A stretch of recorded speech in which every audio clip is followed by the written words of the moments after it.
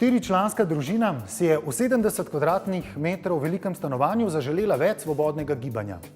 Prijateljica, seveda arhitektka, jim je pripravila načrt, ki je v stanovanje prinesel več svetlobe, svežine in možnost neskončnega kroženja. Arhitektka Maja Ivanič je mladi družini, ki je za dlje časa najela tipično stanovanje iz 80-ih let prejšnjega stoletja, pripravila izvirno rešitev. Nekoč trisobno stanovanje, prepolno vrat in nepotrebnih sten, je danes odprt, prijazen in topel dom, ki povezuje stanovalce.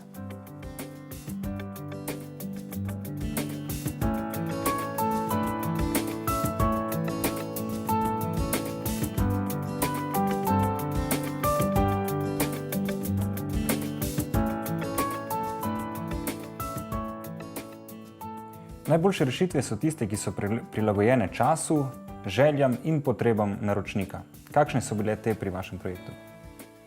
Ja, rešitev je prišla zelo spontano, namreč Tanja in Boban sta moja prijatelja in ko sta želela prenoviti stanovanje, je meni bilo predvsem zelo lahko vedeti, kakšen je njun način bivanja in poznala sem že stanovanje od prej.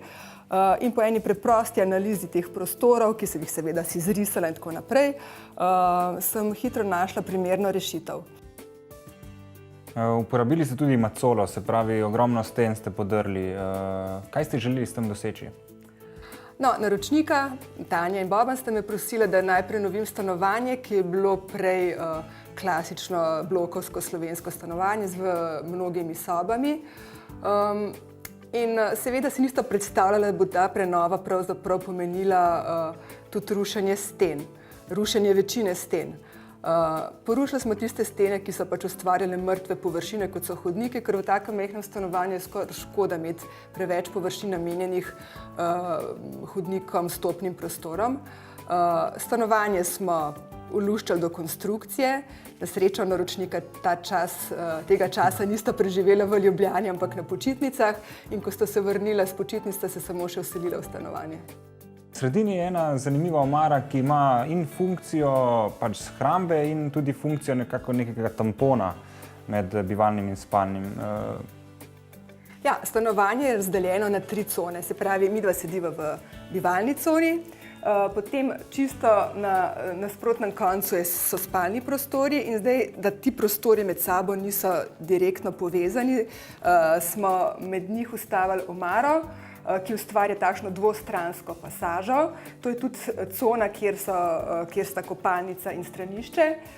In to je mehak prehod iz bivalnega v spalni prostor. Se pravi, to je tudi cona, kjer se mogoče malo zvok zaustavi, ki ustvarja neko mejo med ljudmi, ki preživljajo mogoče malo bolj glasno življenje v bivalnem delu, v kuhinji in dnevni sobi, in med tistimi ljudmi, ki se mogoče že spravljajo k počitku ali pa imajo neke opravke, delo, ki delajo v tistih prostorih.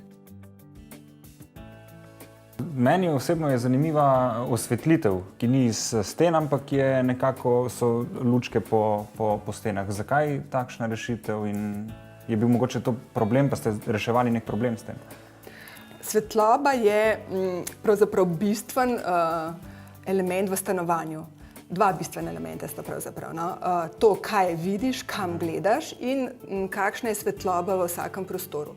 In svetlobo se da zelo veliko narediti. Jaz vedno poskušam najti ali pa skušam organizirati prostore tako, da so osvetljeni z večjih strani, tako da doživljaš svetlobo spreminjajočega se dneva. Pri umetni svetlobi pa poskušam prav za samo svetlobo ustvariti ambient. V stanovanju, ki je tako brez vrat in povezano, je zelo pomembno tudi ustvariti občutek neke zasebnosti in svetloba, ki jo postaviš na pravo mesto, to omogoča. Se pravi, ne potrebujemo sten, ampak lahko svetlobo ustvarimo te navidezne meje.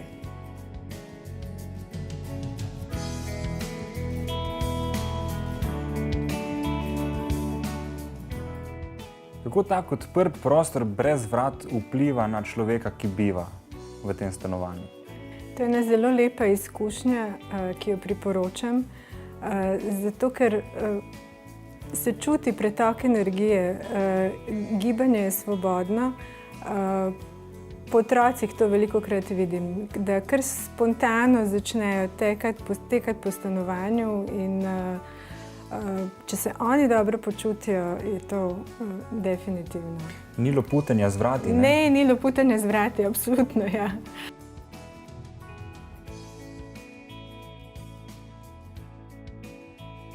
Kako je pa z zasebnostjo oziroma mogoče s hrupom, če nekdo gre prej spat?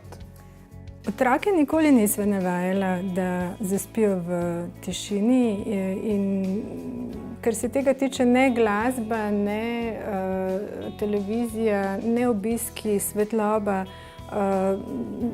niso bili nikoli pač nek razlog, ja, da se ne spi ali pa da se ne gre pač v posteljo, kadar je treba.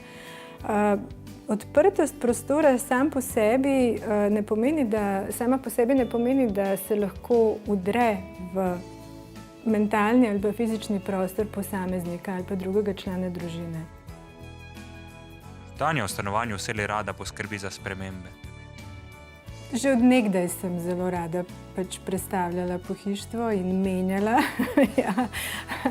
Tako da v bistvu ta prostor omogoča, da je lahko pač jedilnica, spalnica, da se otroška soba v bistvu prestavi v delovno sobo ali pa v spalnico. In kaj vas navdihuje? Zakaj počnete to? Nikoli o tem nisem razmišljala, pravzaprav.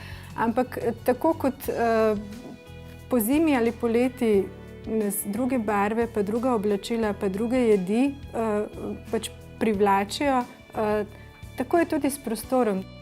So spremembe, ki so vedno dobrodošle. Ko začutite, pač se spreminjajte.